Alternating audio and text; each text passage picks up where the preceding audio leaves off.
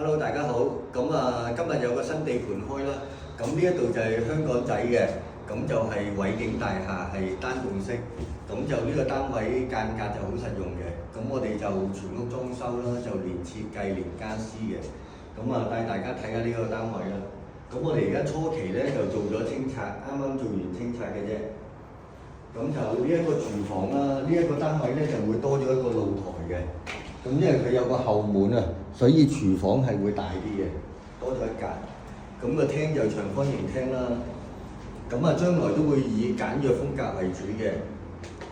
全屋咧就會換晒鋁窗啦，咁就做油漆啦，同埋做泥水嘅。仲有啲設計咗家私啦。廁所就喺呢個位嘅。呢度廁所啦，都打晒㗎啦。仲有兩間房咯。嚟緊呢一間咧就係仔房嚟嘅。有窗台嘅。呢一邊咧就係主人房咯。